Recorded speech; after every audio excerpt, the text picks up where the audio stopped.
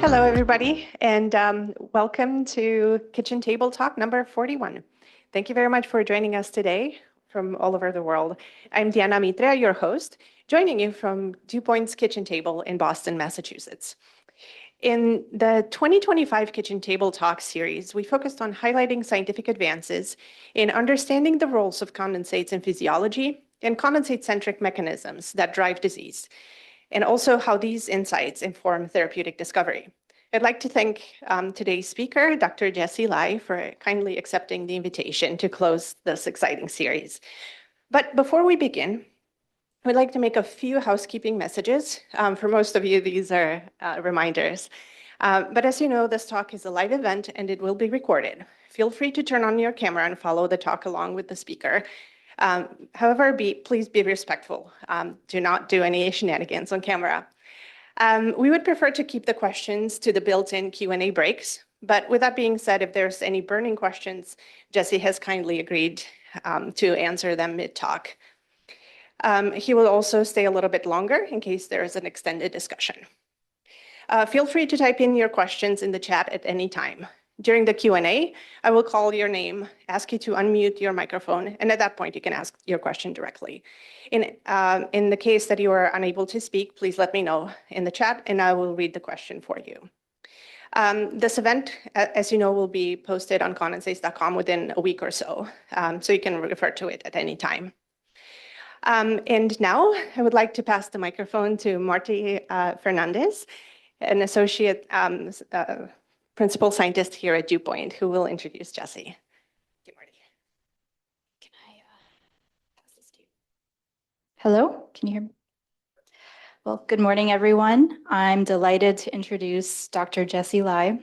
Dr. Lai earned his PhD in hematology and immunology from Queen's University, where he investigated immune responses to the therapeutic biologic factor VIII in hemophilia A using humanized transgenic mouse models. He went on to a joint postdoc with Justin Achita at the University of Southern California Keck School of Medicine and Amgen. His research focused on utilizing human stem cells to model neurodegenerative diseases. He demonstrated that TDP-43 proteinopathy promotes cell death in a human organoid traumatic brain injury model, and that KCNJ2 inhibition mitigates neurodegenerative processes in TBI in vitro and in vivo. Dr. Lai is a principal scientist at Dewpoint, where he has led the discovery biology efforts for the ALS program. He built the program and led the team modeling ALS using patient-derived iPSC neurons to drive discovery and development of small molecules that modulate TDP-43 proteinopathy, and continue to lead the program through pharmacology studies. This work has resulted in DPTX-3230, a first-in-class small molecule for the disease-modifying treatment of ALS. This program has been presented and has widely received praise at ALS conferences from advisors and external leaders in the field, including the Northeast ALS Consortium, and has been validated by the receipt of 2 grants from Target ALS.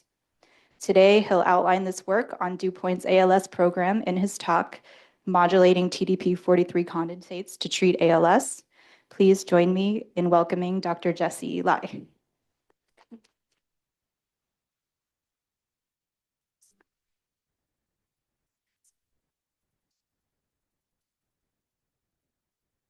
All right, thanks, Marty, for the introduction. You have to bear with me. I lost my voice over the weekend, so it might crap out on me halfway through this talk. But welcome to this kitchen table talk. I'll be, discussing how to modulate TDP-43 condensates to treat ALS today. So Dewpoint is obviously very interested in condensation of proteins and RNA and nucleic acids into these phase-separated membrane organelles. And you don't really have to look very far within the cell to find where these condensates have a function, right? So it can range anywhere from as fundamental to the cell as transcription, all the way to how cells communicate to each other, so neurons at the presynaptic terminal. And really, what these condensates do is they organize the cell into these functional compartments, and they actually occur across all cell types and organisms. So at Dewpoint, we have an end-to-end platform that really identifies different condensates from genetics and how they apply to disease, specifically human disease. And we have some sort of in-house mapping and painting mechanisms to really understand what the phenotype and function of these condensates are in aberrant or healthy condition. And then we have an in-house chemical library coupled with high content imaging and AI that really helps us discover, ways to modulate these condensates towards the benefit of health. And lastly, our chemistry team iterates and optimizes these compounds, and we pass them into the best translational models available. And really what this is built is an in-house proprietary knowledge graph from which we can pull data from to uncover new insights into disease. So today is really all about neuro, and condensates are central to neurological and rare diseases. And likely, this happens through a coalescence of genetic defects, aging, injury, environmental factors, in which these multi-protein and multi-nucleic acid structures become aberrant in neurodegeneration. And you can see on the right-hand side here, all these different neurodegenerative diseases that all have a common condensate dysfunction. And today, we'll focus on ALS.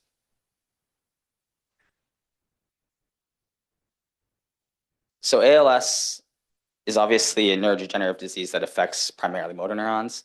It is inevitably fatal, sort of starting from progressive muscle weakness and then leading to death from respiratory failure. And these patients survive, at an average of 2 to 5 years. And the current treatments really have very little efficacy in extending patient lifespan. If you take a look at these images in the middle here, if you look at the ALS genetic spectrum, you can see that very little of ALS is actually genetically defined, right? About 10% is familial, 75% of that, we actually know the genetics, and then the vast majority is sporadic. But if you actually zoom out a little, you can take a look at the patients post-mortem that have ALS, and 97% of them have TDP-43 pathology. So clearly this protein plays a central node in how disease pathogenesis occurs. And on the right-hand side here is just an image of post-mortem human motor neurons, where in brown, you can see sort of inclusions of TDP-43.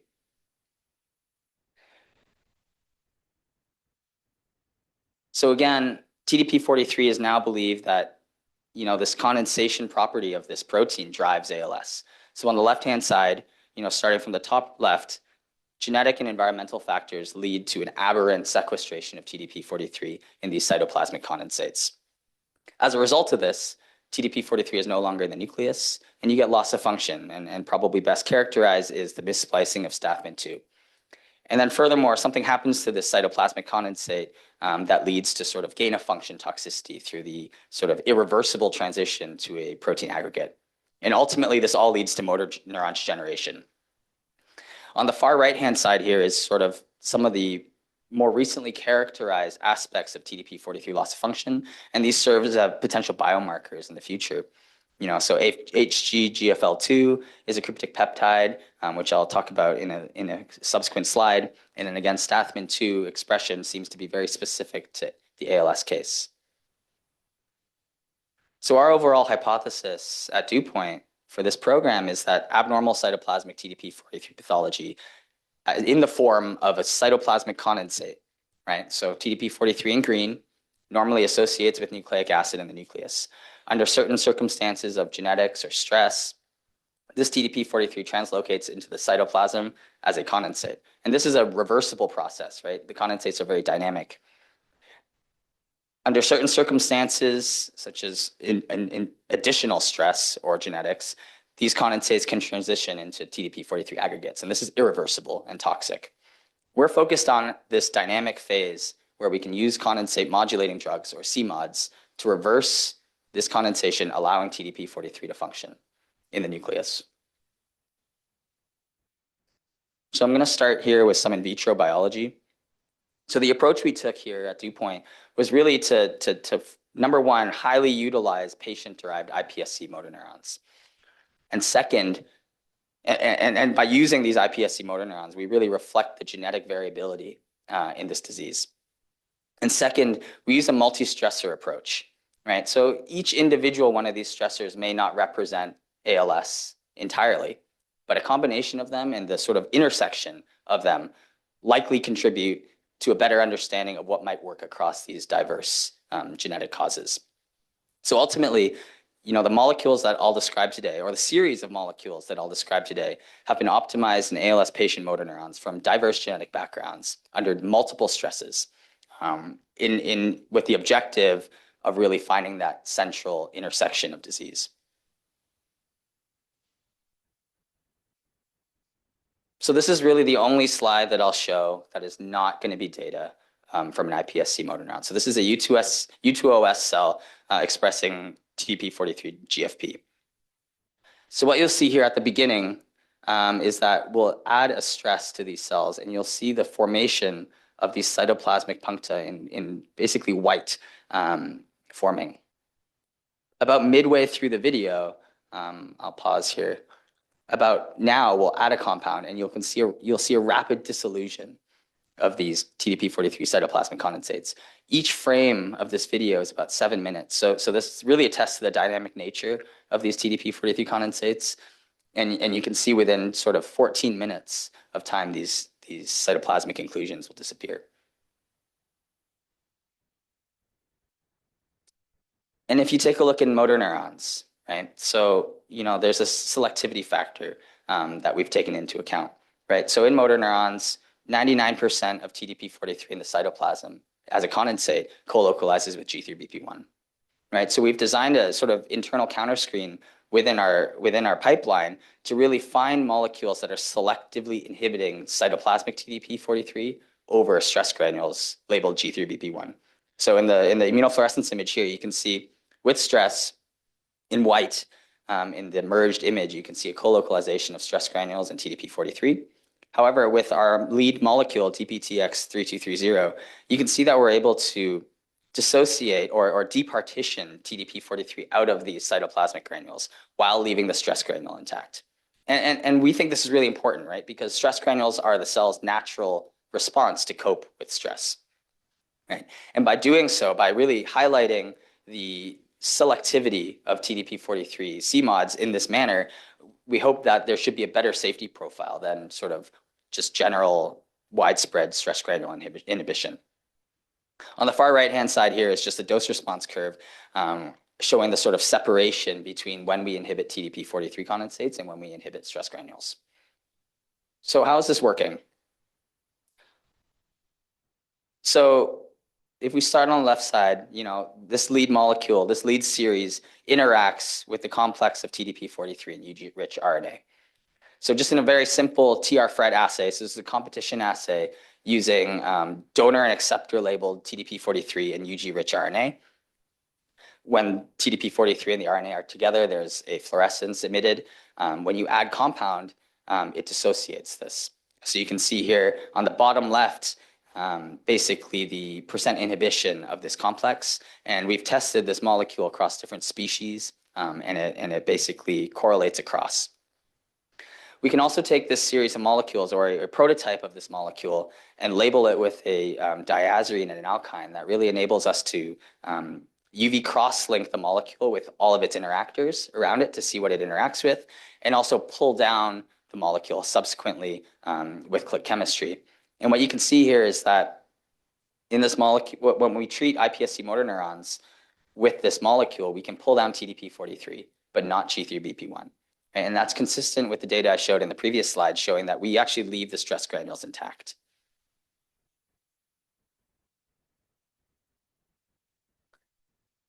So when TDP-43 is condensed, what happens, right? So TDP-43 normally, again, functions in the nucleus, and it acts to splice out this little red bit in the pre-mRNA, right? So it acts to normally facilitate the removal of that in the final transcript, leading to the appropriate expression of protein.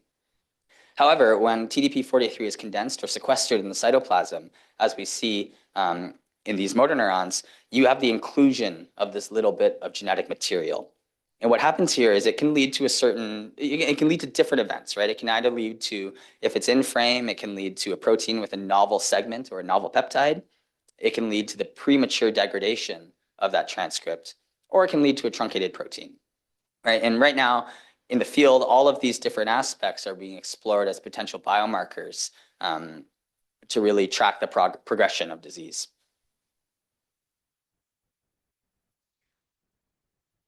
So at least in the stem cell field, one of the gold standards is to test it in multiple different lines and multiple different genetic backgrounds. So on the left-hand side here, what we've done is we've taken a panel of 8 or 9, I think there's 9 here, different donors for ALS, right? So this ranges from familial to sporadic ALS. Each row, A through J, represents a different individual. And what we've done is we've looked at 2 different genes that are directly linked to TDP-43 function. So STAthmin2 and PALDIP3. And what you'll see here is that when you induce stress into these motor neurons, you get a deficit of splicing in STAthmin2 and PALDIP3 shown in white. And as you increase the amount of molecule, DPTX3230, by dissolving these condensates, we actually are able to rescue the function of TDP-43 regardless of the genetic background of ALS. And on the right-hand side, I mentioned in the previous slide that little red chunk of nucleic acid that occurs in the final mRNA transcript. That is termed a cryptic exon. And TDP-43 regulates hundreds and thousands of genes. And what we've done here is we've looked at 20 different cryptic exons, right? Specifically looking at that nucleic acid section. And what you can see is that with stress, again, motor neurons lose the ability to regulate that appropriate splicing. And as you increase the amount of molecule given, you can correct across all of these different cryptic exons. And we've collapsed it all into a single score here, shown on the right, right? So you can, it's very consistent across these different targets. And lastly, in terms of TDP-43 function, obviously adding stress is an artificial environment, right? So we've cultured ALS lines over time, and we've actually treated them in the absence of stress. And what you can see here is that D9817, which is an earlier prototype of our lead molecule, it doesn't have any effect on healthy cells, right, in terms of STAthmin2 splicing. But you can actually correct 12 different sporadic and familial ALS lines with this molecule, which suggests that there was already an inherent loss of function in TDP-43.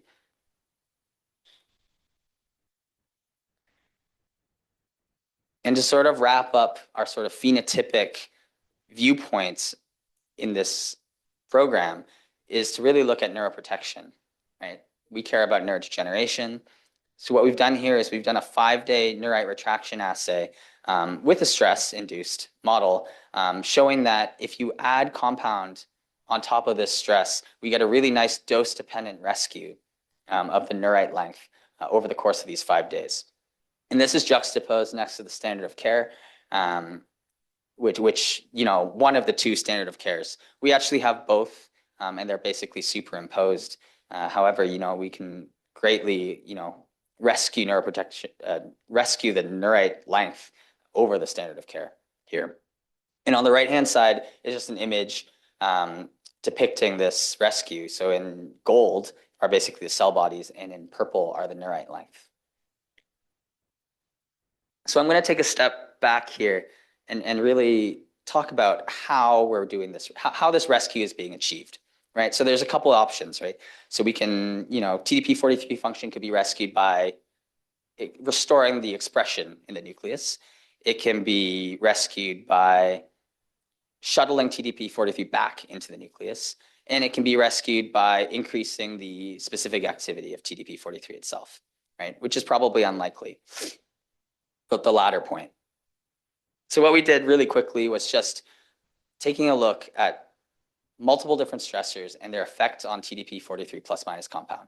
So right off the bat, you can see here that with compound, even though some of the stressors reduce the total amount of TDP-43, with the compound itself, we don't actually see any changes in the total TDP-43 levels, right? So these data suggest that the restoration of TDP-43 function is likely due to the relocalization of TDP-43 from the cytoplasm back into the nucleus. And we took this one step further. So in this slide, if we start on the right, this is a graph curve showing PALDIP3, which is another gene that is directly related to TDP-43 function. And we've taken this sort of the most dynamic section here and looked at the nuclear cytoplasmic ratio of TDP-43, right? So you can see that within this range, you have a very nice dose-dependent increase with compound showing that TDP-43 is more localized in the nucleus than in the cytoplasm. And then we took it one step further, right? So if we block nuclear importers that are known to be associated with TDP-43 localization in the nucleus, that should negate the function or the effect of our molecule. So we did exactly that, right? So we took antisense oligonucleotides and we knocked down some nuclear importance such as IPO7, IPO9, KPNB1. And what you see here is that with compound and stress alone in a control ASO, we get loss of splicing in this cryptic ELAB-L3, right? So you get an increase in this cryptic exon. However, if you knock down some of the nuclear importers that are necessary to translocate TDP-43 back into the nucleus, you can see that you basically reverse the effect of the molecule, which really suggests that we're allowing TDP-43 out of the condensate and back into the nucleus. So I can take a pause here for any burning questions before I switch to some pharmacology or in vivo pharmacology. Please raise your hand if you would like to ask any questions at this point.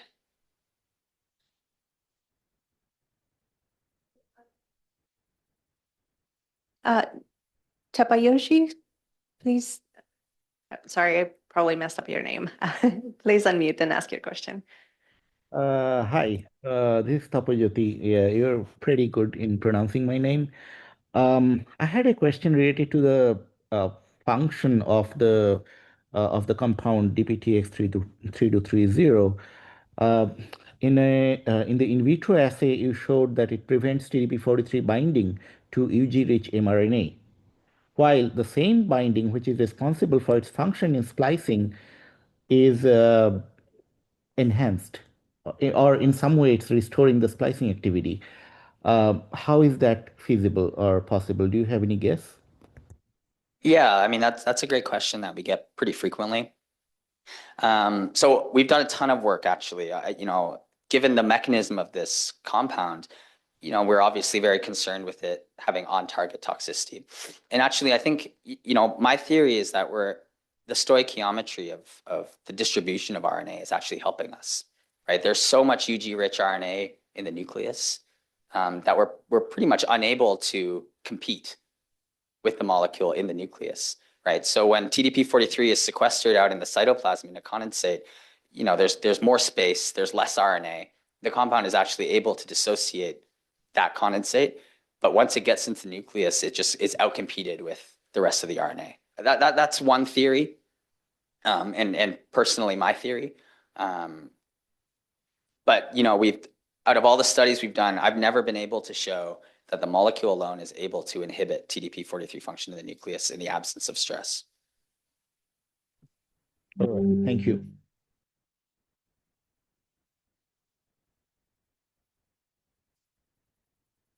All right, I think I'll move on. Great.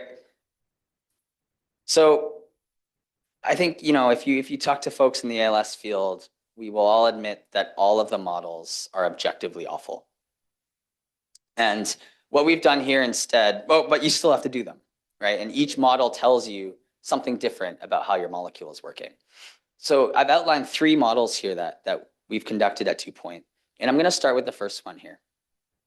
So TBI is a model, it's a quick model. It induces endogenous TDP-43 proteinopathy. And what we've seen in this model is that there is TDP-43 loss of function, and then there's disease biomarkers that are relevant to ALS, such as neurofilament light, GFAP, myelin-associated glycoprotein. And what we like about this model is that it's really fast, and it's really just directly looking at the pathology of TDP-43. So I'll start with that, right? So on the left-hand side, TBI is a known risk factor for ALS, right? So association studies have shown that individuals that have, had a TBI have a 4 to 6-fold odds ratio increase in developing ALS or some sort of other neurodegenerative disease.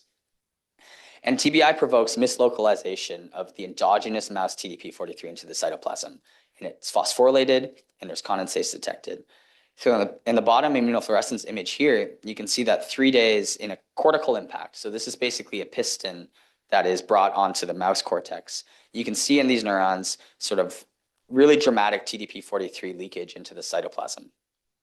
So what we did here is the study design is we really took a 7-day study where we administered the compound subcutaneously every other day. And this compound is blood-brain barrier penetrant, and the PK actually facilitates, we could do once weekly dosing if necessary. But basically, on the right-hand side here really shows the progression of this model. So immediately after injury, so between 1 to 2 days, you get an influx of neurofilament light, neurofilament heavy, GFAP, all these inflammatory cytokines and chemokines into the CSF and the plasma. As the pathology progresses, you start getting cytoplasmic and phosphorylated TDP-43 inclusions. You get astroglia and microglia activation, and over time you get neurodegeneration. So when we administered the TBI and the molecule around the same time, so the molecule was given about 2 to 4 hours before the injury itself. You can see immediately, 7 days after injury, on the left-hand side, we can reduce the amount of cytoplasmic TDP-43 in these neurons. So in the immunohistochemistry image here, we zoom in on the penumbra of the injury site. And what you can see is that you have this sort of perinuclear halo of TDP-43 in brown that is stained that sort of pushes up against the nucleus. And if you add compound at 3 mg per kg and 1 mg per kg, every other day from the onset of injury, you get an almost complete reversal of this TDP-43 pathology. Moreover, if you look at sort of the only approved biomarker for ALS, neurofilament light chain in the CSF, you again see a dose-dependent decrease in the amount of neurofilament in these animals. So you get a really large increase, suggesting that there's neurodegeneration in general, and that with compound, we can reduce that neurodegeneration. Similarly, in the plasma, we have 2 other analogous markers of non-specific neurodegeneration through NFH, as well as GFAP, which is a sort of astrocyte marker, which suggests a reduction in inflammation. If we take this one step further and conduct a full dose response in these animals, you can see a really clear dose-dependent reduction in neurofilament over time. And you can see at 1 mg per kg here, we get an 80% reduction in the amount of neurofilament in the CSF of these animals following traumatic brain injury. And again, we see a reduction in neurodegeneration biomarkers in the plasma as well. So collectively, we have biomarkers in the CSF, biomarkers in the brain, and biomarkers in the plasma that all point to that this DPTX-3230 molecule is able to rescue TDP-43 condensates and reduce the amount of neurodegeneration in these animals. And perhaps, most important in terms of biology here is really looking at the function of the molecule. So one thing that I didn't mention is that the targets of TDP-43 between mouse and human are not conserved, right? The binding motif is conserved, but the location of these binding motifs are not conserved between different genes. So the genes that I mentioned earlier, STAFMIN2, PALDIP3, ELAVAL3, are not genes that can be used necessarily in mouse. One of the conserved genes is SORT1, right? So if you take a look at this inset here in orange, you can see that if you knock down TDP-43 in mouse primary cortical neurons, you get an increase in the expression of this exon 17B of SORT1. And then we've done qPCR. So this is RNA-seq, obviously. And then we've done qPCR to confirm these results, that if you knock down TDP-43, you get an increase in expression of this exon 17B. And what we see here is we did in situ hybridization of this specific exon. And we see, again, a reduction or an increase, first of all, with TBI, right? So all of these little pink dots represent a cell or a transcript that is caused by TDP-43 loss of function. And you can see here that with compound, even at 1 mg per kg, we get an almost complete rescue in the hippocampus of these animals. So lastly, the question is, we conducted our pharmacology study, TBI, where the molecule was administered around the same time as the injury. But obviously, in the clinic, you're probably treating patients after some of the symptoms have already started, right? So the obvious next step was to really see if we could reverse any neurodegeneration. So here, really what we've talked about is TBI as a whole, right? So TBI is obviously the leading cause of death, or one of the leading causes of death and disability in the US. There's no disease-modifying treatments, really, and the existing therapies only really benefit within the first 3 hours of injury. And these are just some stats to show how prevalent it is. What we've done here is we actually injured the animals on day 0, and we took a look at day 1, right? So at day 1 in the CSF, you can see that NFL is dramatically increased with traumatic brain injury, which suggests that there's neurodegeneration. What we did then is we actually started dosing at day 1, right? So we gave a single dose day 1 after this injury has already occurred, and we took a look at what happens at day 7. And what you can see here is that neurofilament light chain is still up with TBI at day 7, but with compound, we're actually able to either reduce the amount of progressive neurodegeneration or revert some of that neurodegeneration. So the next model that I'm going to talk about is the delta NLS TDP-43 DOX-inducible model. So really what this is it is a DOX-suppressible. So it's a humanized TDP-43 with a mutated nuclear localization signal. So when DOX is on, when DOX is given to the mice, these animals do not express this TDP-43. When DOX is removed, these animals start to overexpress TDP-43. So this is almost purely a gain-of-function tox model. And as far as we know, there's no TDP-43 loss of function in this model. However, we can use disease biomarkers such as CSF and CSF NFL, and it's very aggressive. One thing that I will note is that given that our molecule is not changing autophagic flux, we're really only targeting the condensed phase or the dispersed phase of TDP-43, right? So I don't expect, and we didn't expect, to be able to overcome overexpression.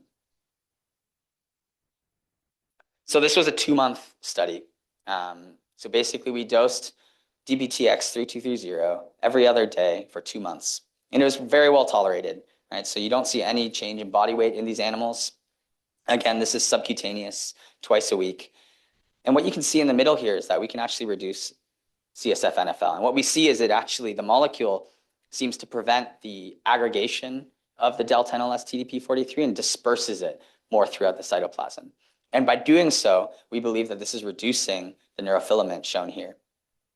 And while not significant, we have 2 doses of DBTX-3230 that actually seem to mitigate the decline in grip strength, right? So this is obviously a very preliminary study sponsored by Target ALS, actually, that we were really excited about.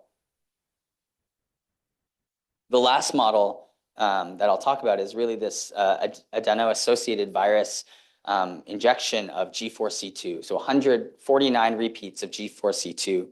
Which is the hexanucleotide expansion shown in C9orf72 ALS. And this is the most prevalent genetic form of ALS. This model has endogenous TDP-43 aggregation in the cytoplasm, and it's been shown that this TDP-43 co-localizes with condensate markers such as G3BP1. There's the potential for TDP-43 loss of function, but it hasn't been shown yet. With lower number of repeats, I think it was about 60 repeats of G4C2, it's been shown that there is no TDP-43 loss of function. But again, there are disease biomarkers such as neurofilament light chain, and this is a very long model. So we took this model out till 9 months, where we started dosing at 6 months of age.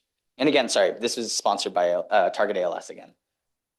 And what you can see is over 3 months of dosing, sub-Q, twice a week. Again, it's well tolerated. There's no change in body weight over this time. What really astounded us is the degree to which DBTX-3230 was able to reduce the amount of neurofilament in the CSF at the end of this study. So, it's greater than 50% reduction here at 2 doses. And similarly, we can, if you take a look at just the sheer number of neurons in the cortex, so this is just the images on the right-hand side here, just a snapshot a segment of the cortex. And you can see here is that with the AAV treatment with C9, you get a reduction in the number of neurons. And as you increase the dose of DPTX-3230, you're actually able to restore or prevent the loss of neurodegeneration, simply just looking at the number of neurons. So that kind of coincides with the neurofilament readout here. So overall, what we've done in this program is taken in vitro biology, in vitro condensate biology, and we've translated it in different models in vivo, right? So if we start on the left-hand side, if we just review this real quick, cytoplasmic condensates of TDP-43 are dissolved with CMOD, right? DPTX-3230 allows it to be dissolved and returned to the nucleus with a selectivity in the bottom left here for TDP-43 and not stress granules itself. By doing so, we allow TDP-43 to translocate back to the nucleus and rescue cryptic splicing across diverse patient backgrounds as well. And then we're able to reduce neurodegeneration in vitro. And then if we take it into the TBI model of endogenous TDP-43 pathology, we're able to rescue biomarkers of neurodegeneration as well as the pathology of cytoplasmic TDP-43 itself. And lastly, what I won't get into today is this is well tolerated across multiple species, right? So I've mentioned earlier across 3 different mouse models, this molecule has been very well tolerated. We have good tolerance in rat and mini pig as well. So at this point, I'd like to thank the multitude of folks that have touched this program over the years, right? I obviously did not do this all myself. And everyone that has been involved in this knows who they are. And it's been phenomenal.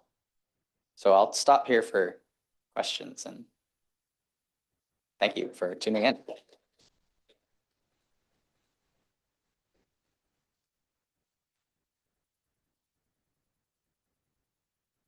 Thank you so much, Jesse, for this really fantastic talk. If anyone in the audience on Zoom has questions, feel free to either raise your hand or type your question in the chat.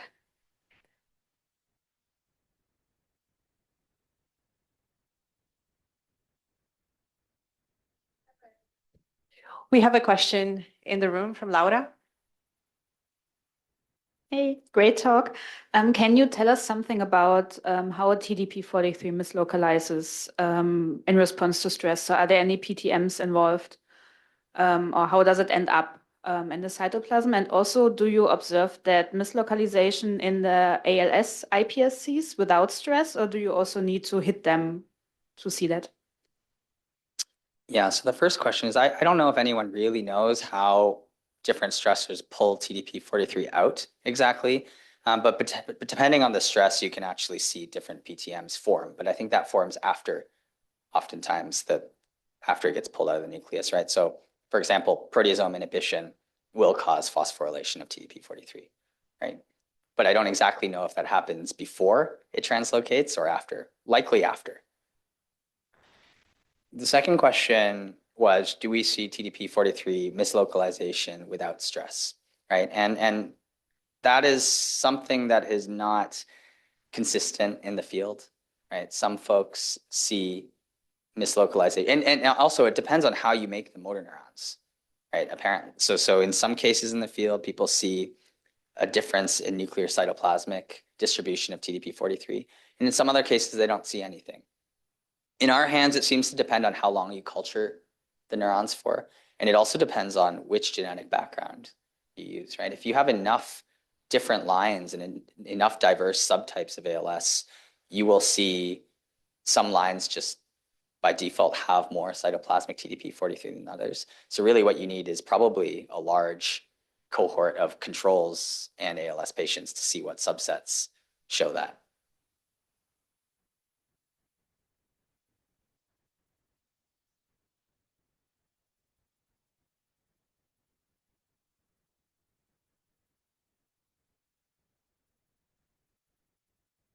Oh, I think we have a question online. Yes, so we have a question. online from Andrew Mulan. Are you making any effort to increase potency by modifying compound backbone, et cetera? Yeah, so I think some of well, I don't think I know. The data that we've presented here is the culmination of probably about 1,500 molecules that we've tested in motor neurons over the years, right? So we've explored different scaffolds, we've explored different substituents, and what I presented here today is already an optimized and potent molecule from those learnings.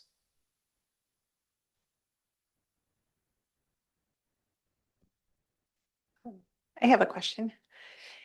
So I was wondering, you mentioned that the three animal models, they all come with their different challenges.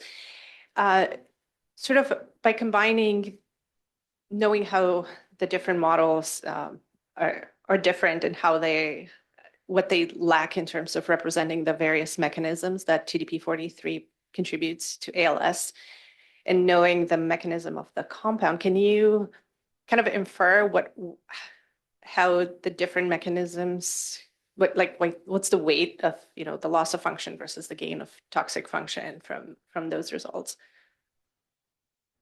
Yeah, I mean, this was my opinion, in terms of gain and loss of function. I think now the field in general is more interested in loss of function, right? Especially given all the data that's been shown post-mortem.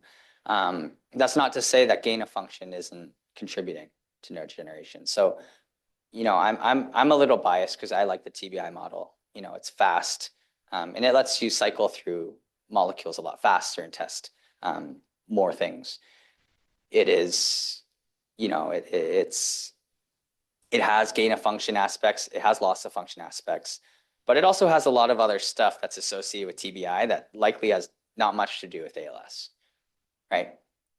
In my opinion, I think the loss of function aspect is probably more relevant to the MOA of this molecule, right? And I think that's sort of a consistent line from our in vitro work to in vivo work that shows rescue of loss of function. And in terms of our MOA, I would say that model is probably, I would place more emphasis on that model compared to the other two models of overexpression and an AAV overexpression that don't actually show any loss of function at all.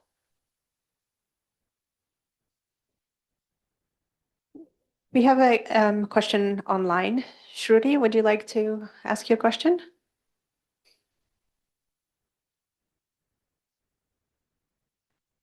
Hi, I'm Shruti. So my question, very nice talk. My question is, do you see a difference in how the compound responds under different stress conditions that you have looked at, or does the compound perform similarly to different stressors? Yeah, so what we've seen is actually the neurons actually respond differently to different stressors in terms of what genes are changed. So TDP-43 obviously regulates, hundreds, thousands of genes. And while some of them are changed in one stress, another subset are changed in another stress. But there is a core group of genes that are changed across all of the different stressors. And actually, our molecule seems to rescue all of these different stressors regardless. So it rescues the splicing of genes across all these different stressor conditions that we've tested. Thank you. Noah, would you like to ask your question next?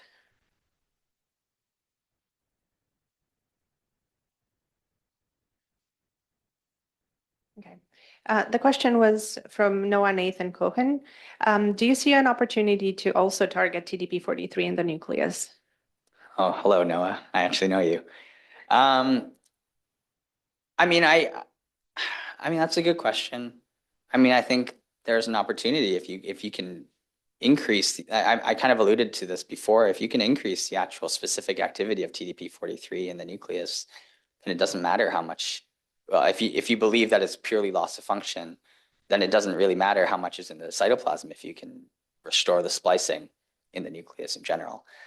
So that's one option. I'm happy to brainstorm more, but I think in general, that would be my approach to that.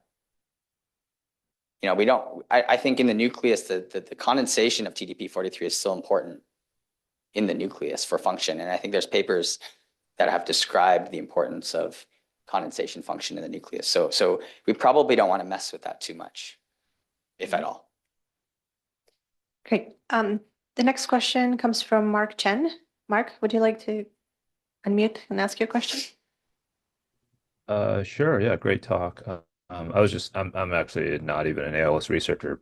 I was just curious, but is there like a fundamental biological reason why no good models exist? And in that context, like what is a good in vivo model besides the, TBI, if there is one? Yeah, I think people think that the ALS models are bad. A lot of them are overexpression, and a lot of them they haven't really translated well into the clinic either. So for that reason, I think the field is, interested in better models.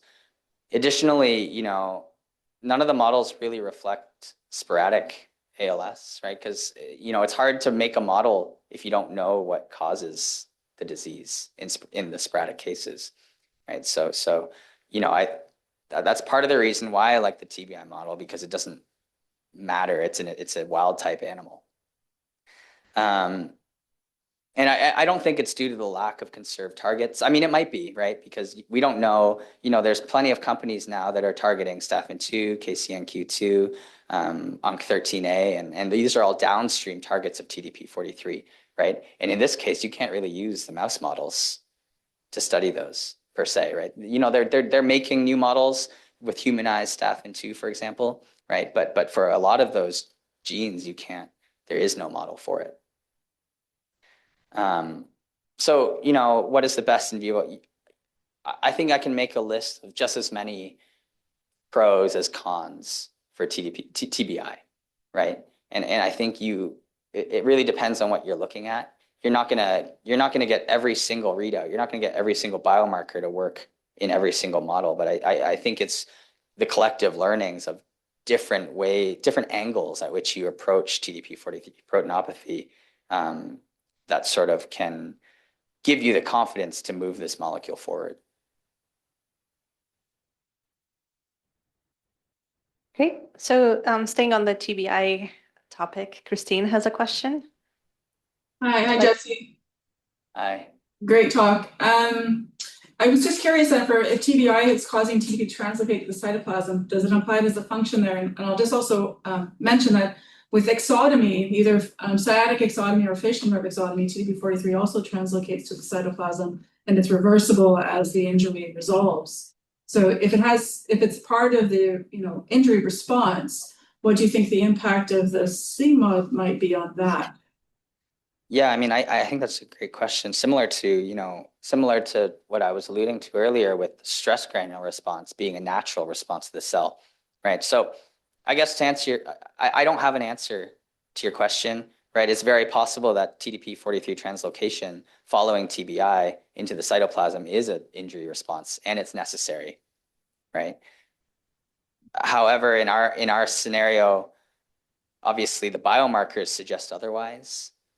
What we haven't done is taken the animals out beyond 7 days, right? So 7 days is still very acute considering the severity of the injury, right? So whether or not, there's motor deficits or, we don't know, I guess is the answer, anything longer than 7 days. But what I can say is at the end of our study, short, 7 days, it seems like the compound, by disrupting the TDP-43 in the cytoplasm, does not seem to be changing, or it seems to be rescuing neurodegeneration rather than, interfering with a natural response to injury. Okay, thank you.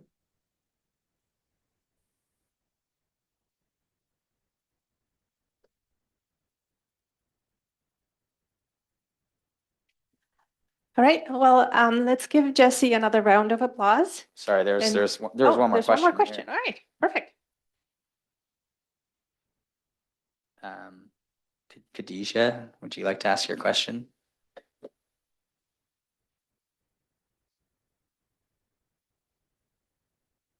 Maybe, can Oh, you okay, read it? I'll read it. Is the molecule exclusive to multimeric condensate form of TDP-43? So that's the first part. So in our in vitro system, right, in the TR-Fred assay, the molecule can dissociate TDP-43 from UG-rich RNA, just as a monomer. In vitro, it seems to be exclusive to the condensed form of TDP-43. And I say this because, again, I have tried to add the molecule to a system to show that we get on-target tox, meaning that it inhibits TDP-43 in the nucleus. And we don't see that, right? So we have not been able to show that the molecule inhibits TDP-43 in the nucleus. So in that regard, I believe it is affecting really the condensed form in the cytoplasm. What we haven't done, and the second question is there still stress granule formation after stress?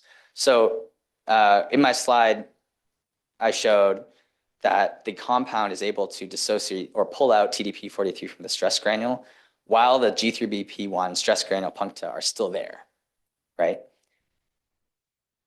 If your question is more so, can additional stress granules still form after that? I don't know the answer to that. But what I do know is that when the condensates are there, when TDP-43 and G3BP1 are coalesced together, the G3BP1 puncta remain after compound treatment. I hope that answers your question. It looks like it did. All right. Thanks, everyone.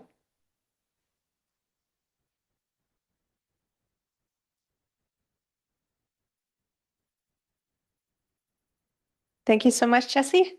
And this is our last KTT for 2025. So wishing everyone a joyful holiday season, and we'll see you in 2026.